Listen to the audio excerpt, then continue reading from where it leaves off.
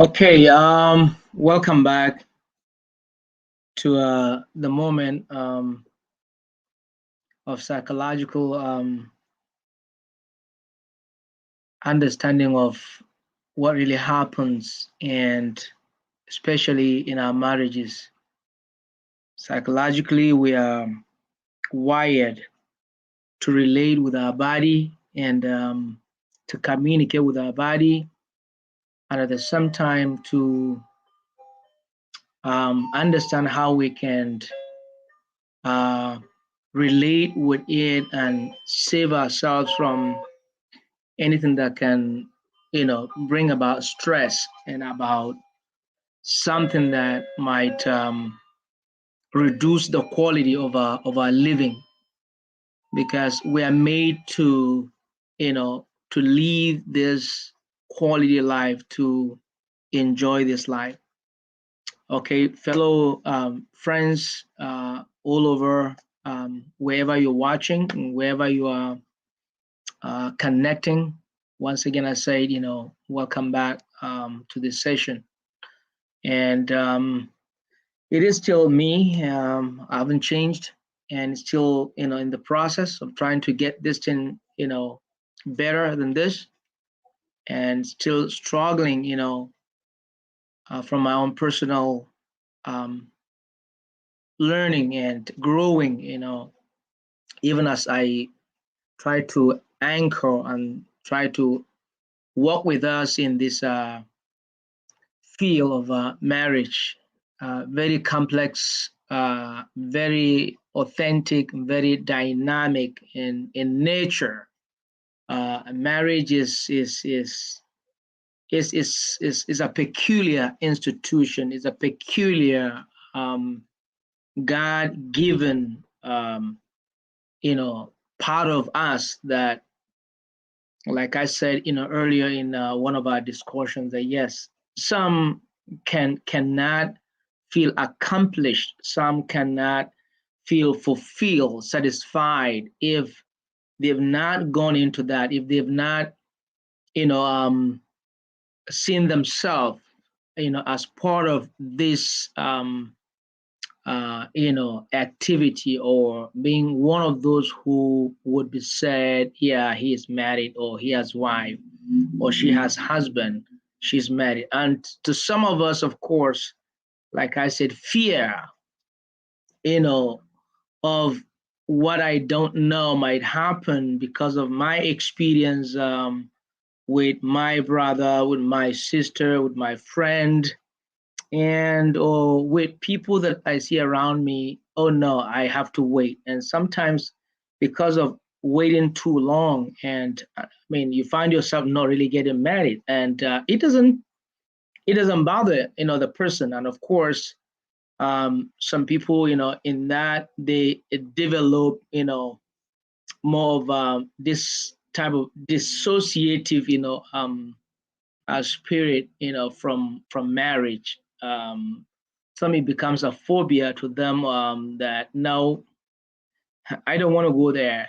I don't want to go there. As soon as you mention marriage, it's more like kind of trying to, point a gun to them. So, and that's what marriage is. But to some, somehow, God helping them, to kind of strike probably at the balance, and probably, maybe I would say, probably having the gift of understanding, and so they were able to figure out, and there they go, and so they are celebrating it, but I think, even in your celebration, you find out there's this one thing that sometimes you could still struggle with it, because I don't think if I have found, 100%, couple that would tell me that yes, everything has been going well, everything is smooth, um, but they are just going on, they're just walking in it, so that's marriage for you, but like I said, because it is not just the relationship in terms of what we see out there is not in terms of the nuance of how the culture, the experiential moments that we would say, well, yeah, but it's more than that. Like I always say, it's more than that. Um, but then we've been trying to struggle to see how we get along, to understand why some things have not gone right, why some things are going wrong, and what could really be the problem, and what can we do to change. But like I said, to those who are into it, um, I wouldn't want to say it's too late, and I wouldn't want to say um, uh, I mean, this would help, but it might help. But to those who are not yet into it, and I see it probably, if ears and hearts and a whole commitment is put into that, probably it might help. It might help. So that's why we're having this discussion. The discussion is not about saying 1 plus 1, like I always say, is 2, or 2 plus 2 is 4. And now it's more than that. It's not that. And of course, as a professional counselor, I would not think that what I was taught in the class is what I give during my counseling session. I don't think so, because the nuances of class and the nuances of practicality are two things apart. And so getting the skills, the tools, and the knowledge and being aware of those things is different when you are faced with a reality of here and now, of the moments of people's struggle, and with your own struggle. It's kind of a moment of trying to get it, trying to get it. But because there's that concern from people, what's going on? How do I go about getting this right? And like I said, well, some people might not get it right until, when they get it right. And to some people, it just like kind of a twinkling of an eye and say, oh yeah, I got it. Let's go this way. So that's why, I decided to kind of join Replica in this fight. So, and that's why I try to see where can I contribute my own quarter from live real story. And so today, last week I talked about we looked at addiction, which I feel we were just trying to kind of describe it in a way, like I said, as soon as you mention, addiction, some people would kind of try to immediately think about, oh, that drunkard, or that smoker, or he smokes weeds and he's now used to weeds, or probably, all of those, substances. We try to kind of, point at substance, use only, or abuse of substances, but addiction is one of the delicate, one of the widest, one of the field that, if not really well understood, you might be struggling with addiction, but you wouldn't know. You wouldn't know.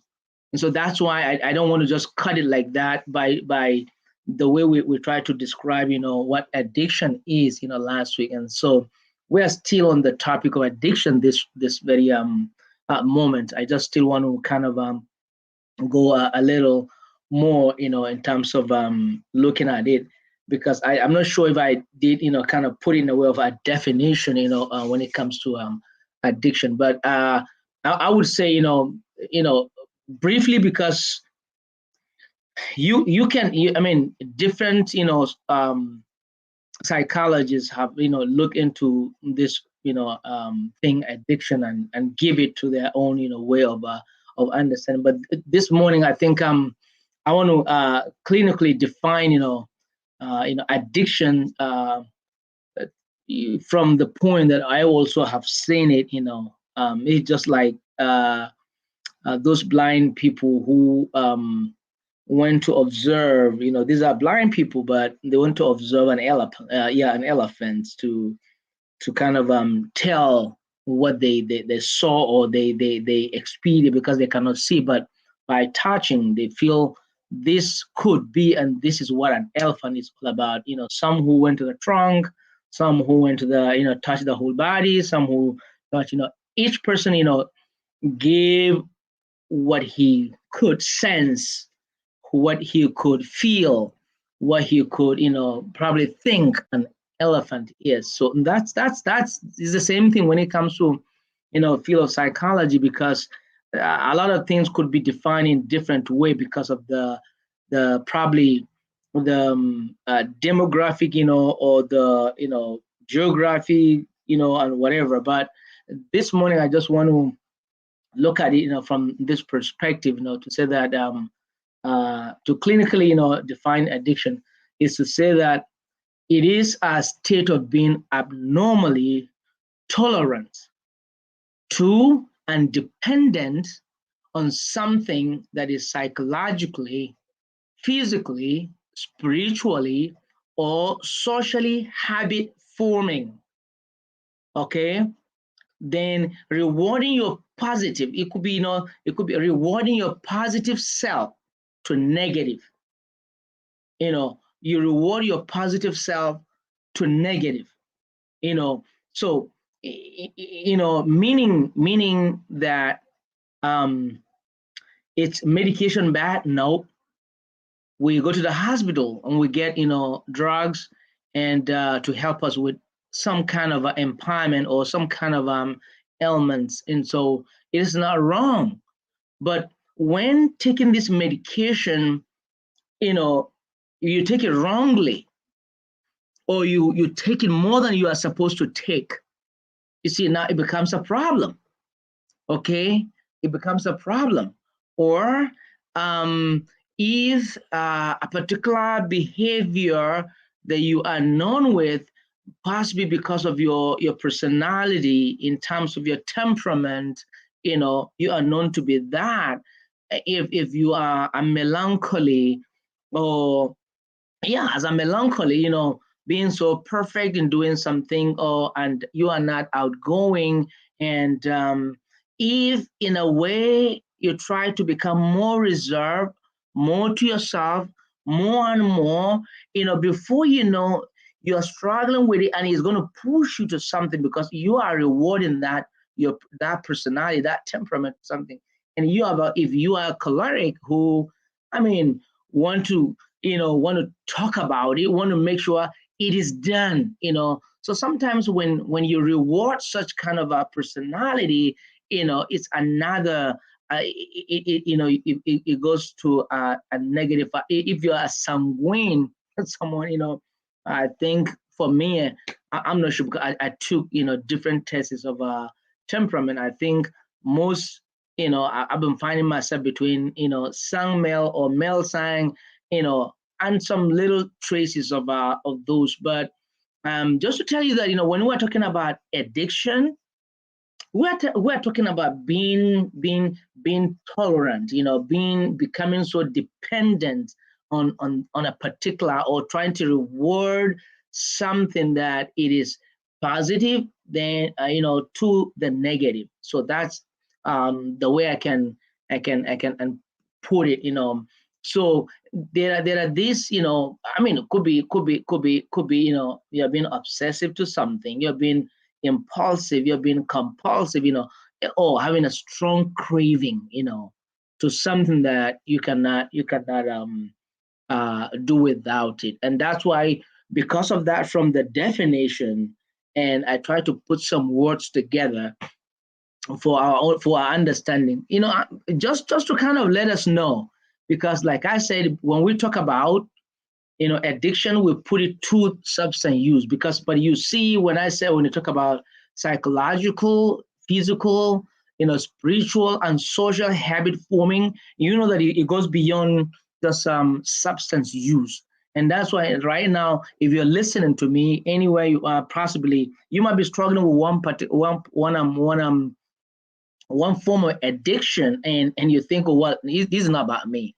It's not about me. And that's one of the reasons why I decided to go on and on about addiction today, so that we can look at examples of, of how we can those examples of addictions. So today I'm going to mention, some few form of addiction, but I try to put, some words, some common words that are associated with addiction for us to kind of know that, when we're talking about addiction, there are, component of words that, makes up this very, because I told you, I said it's a storm. It's a strong, it's a killer, it's a dangerous thing. The word doesn't look like, it doesn't look like, addiction. It doesn't look like dangerous, but it is dangerous, you know because it's disastrous when it strikes. So that's why I want us to kind of take a look at it. And those words, common, these are just few out of, many that I can think of, like words like, obsession, word like compulsive, word like impulsive, word like habit, word like behavior, word like dependent, word like craving, now becoming abnormal or abnormally strong craving. When you are strongly craving for something but you cannot avoid it, like people who, an example of some of these, things that we crave for, people who drink tea, people who drink, caffeine, like coffee, people who drink, people who smoke, nicotine. And as soon as, because one question that I asked one of my clients, because I work in one of the facilities that really hosts many of these people who are really addicted to one form of substance or the other. And so, I mean, one of these days that I know, these clients, sometimes I work overnight. So now I when I come in the night, they're already, in bed. So first thing in the morning, um, they woke up and they want to go. I mean, their normal life and their normal, business. But the first thing when they wake up from bed, they meet you in the office. Could you please open to me the smoking area? Now, as soon as they meet you there, the question is, I asked them this: you are in bed from 9 p.m. until 6 a.m. What happened? You never looked for it. For how many hours? 10, 11, 12, 1, 2, 3, 4, 5, 6, 9 hours you were in bed. You never, I mean, it never occur in that brain that rewards, that dopamine, or that the cortisol and the rest of them that normally work with the way our activity, has not reminded you, has not kind of in a way awakens you to say, oh, I need to go get one. It did not. But why is it that now you are like, if you don't get it, you feel like, you're becoming. The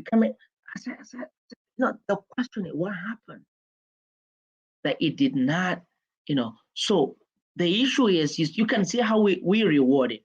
Why? Because now it means, I said, if we can go these hours in bed, then it means we can quit smoking easily. We can quit, being so craving for these things so easily. But it's a struggle for many. It's a struggle for many. I know some people who can. I know people who are so severely, chronic, addicts, that yes, even these hours that I said, they can't go because already their body has already started to beat them hard, that even in their sleep, they couldn't sleep. They'll have to wake up because of already, you know, the brain has been completely, disorganized. The chemicals in the brain has been disorganized. So the signal that is sending to the body is like go, go, go, go. Anxiety at a high peak. They can't they couldn't sleep. They couldn't sleep. They couldn't sleep. So they are at that moment they are impulsive, they are compulsive. So it's a struggle. It's a struggle. So to be addicted is to devote or give up oneself on something that is you are devoted to something good, but before you know you shifted, it becomes something terrible, to a habit. It could be occupation, of course, to deliver, to award, to yield, to make over, something, to give up, so it's a struggle.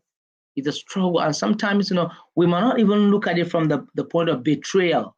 We could betray self, because when you are too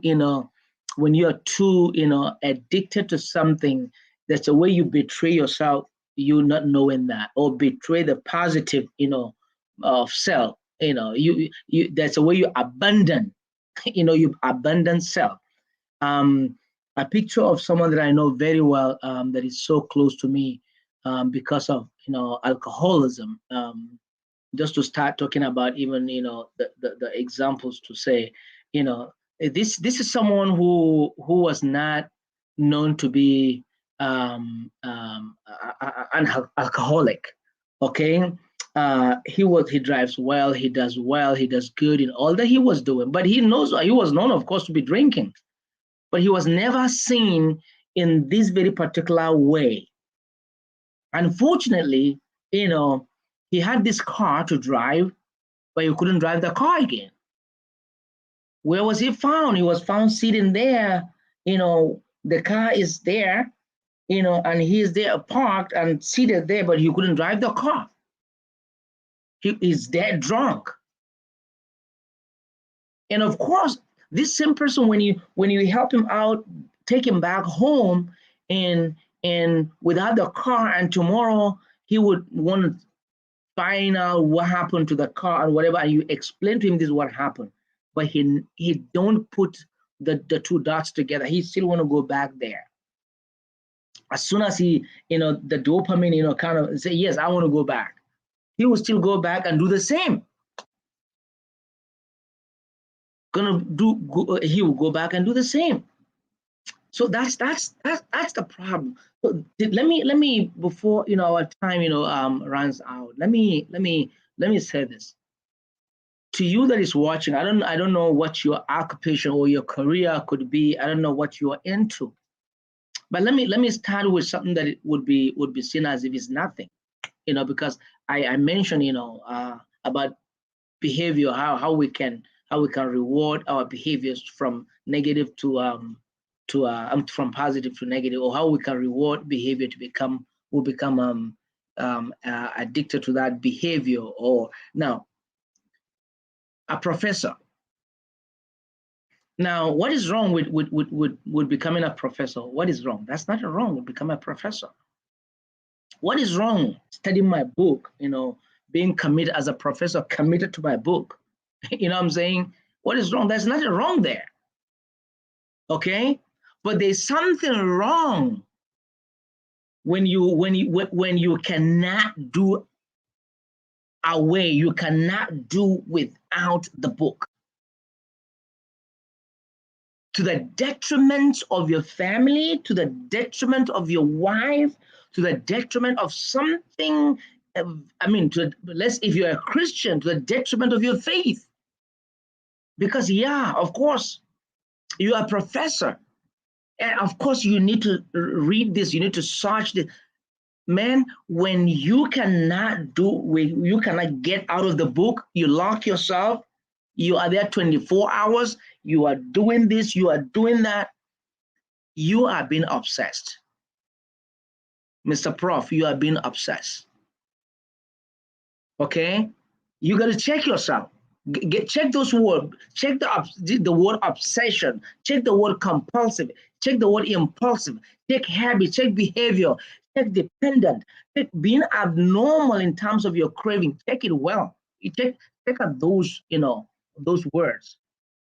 If you see yourself, any of the word is kind of ringing, kind of checking. You got to check yourself. You got to not begin to say, oh, you know what, this is not normal. Because I've heard women who would come to me and say, my husband doesn't care. What do you mean? He doesn't love me. What do you mean? My husband is, what do you mean? Yeah, he loves his books. He cares about his book. Everything about himself is his books. You know what I'm saying? So that's exactly what I'm talking about. What is wrong with reading books? What is wrong with because right today, of course, in a culture like ours, because we have abundant, we don't have the culture of reading, which would say, oh, that is excellent. It's good. This professor is doing good. But hey, Mr. Professor, if you become so obsessed with your books at the detriment of your family, at the detriment of your love to your wife, to your children, and of course, detriment to the society, that you cannot make any impact on the society. Listen, it's a problem. It's a problem.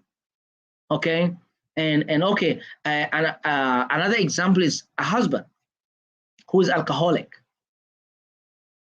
A husband who is alcoholic, of course, well, the Bible did not say, as a Christian, Bible did not say to drink is a wine is a sin. The Bible didn't say that, right? Yeah, I know that because I'm not talking about that. And I if I'm going to do an exegetical study about that, I can still, we can still debate about that. But that's not what I'm more concerned. I'm not. That's not it.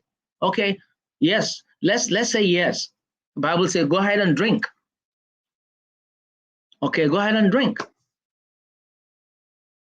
Then if drinking becomes a problem that you cannot come back home, that you drink, I mean, your money goes to the drinking, your family is not seeing you, you are not, focusing on your, job or anything that is supposed to, you are not, responsible, you are not, come on, man, what are we talking about?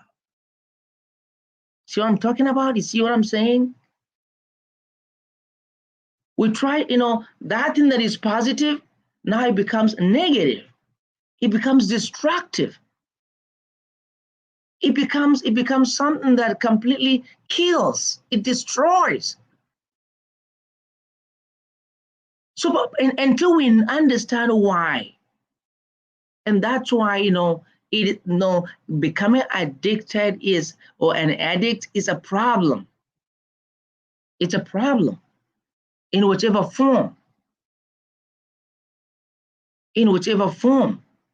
Because last week I mentioned, as I say, yeah, of course. Take for example, either a husband or a wife who is addicted to sex. She can't do without, because if she doesn't get it in there, she goes out to get it. If he doesn't get it in there, he goes out to get it.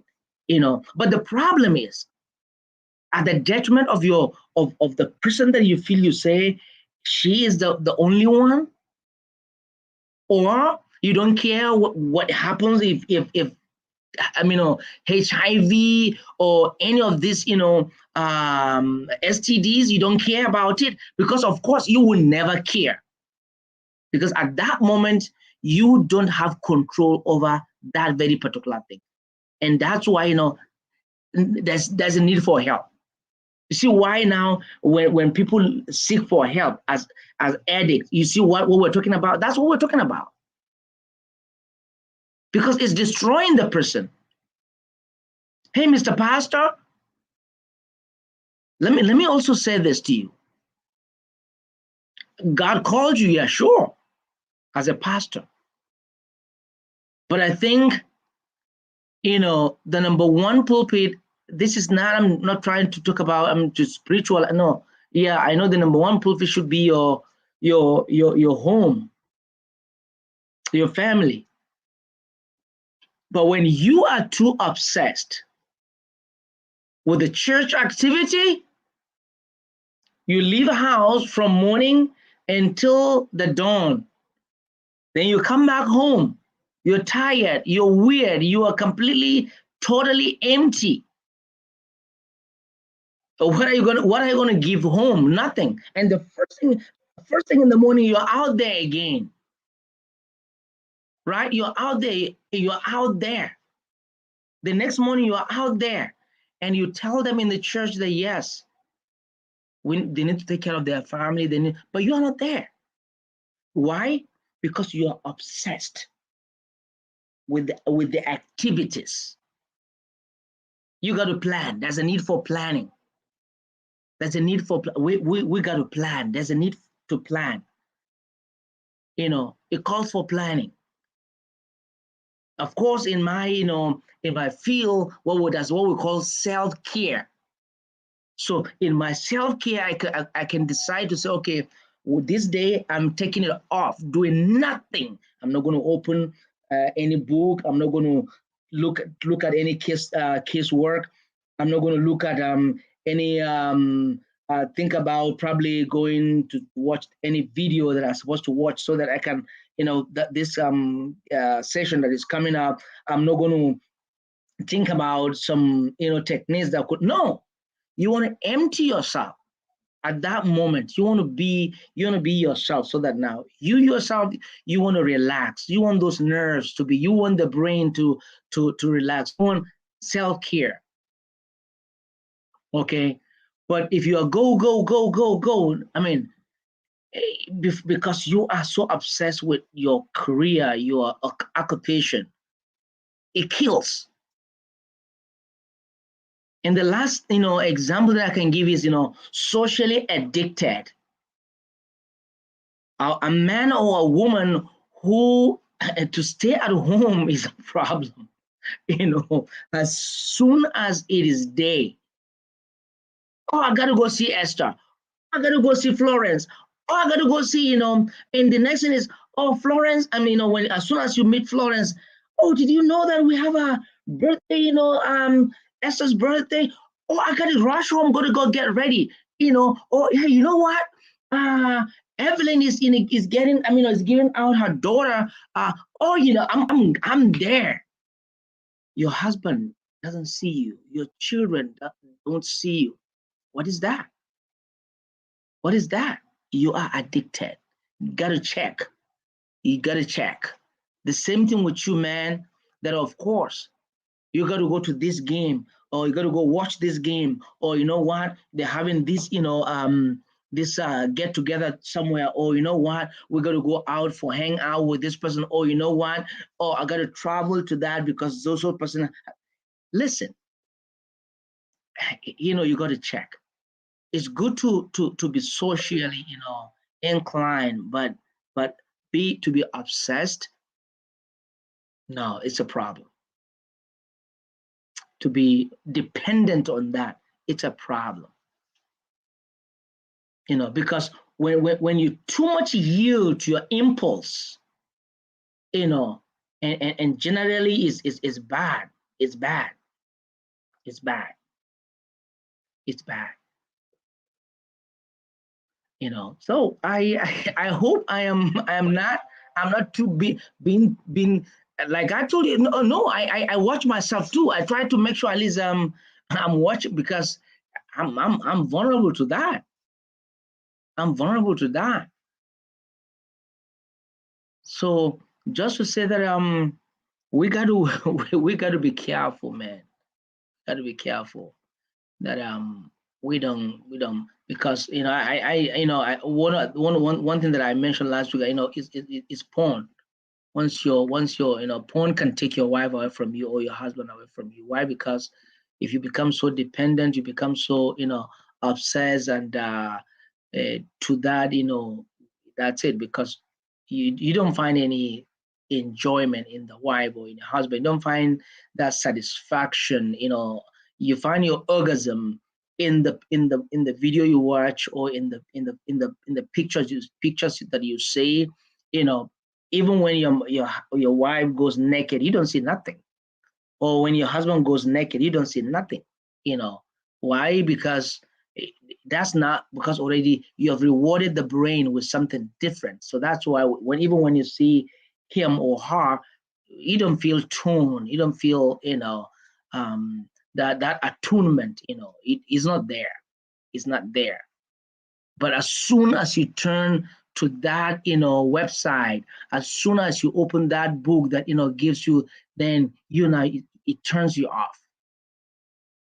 Or if you're that one that is more obsessed with masturbation, whether individual masturbation or you know couples, two people masturbate, you, or I mean multiple, like with someone to masturbate, you know if that's the only way you get attuned to that particular satisfaction, it's a problem. That's a problem.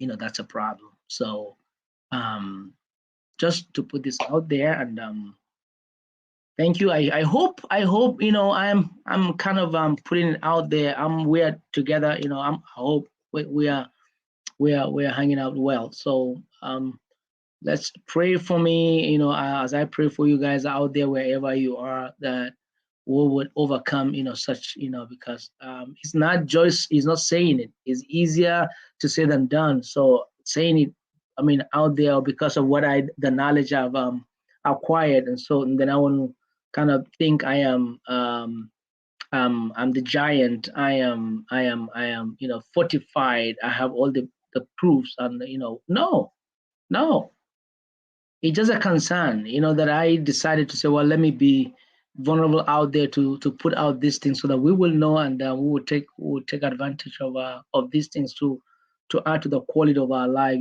to make sure at least uh we help ourselves. So I keep saying, I continue to say that stay safe, you know, stay safe.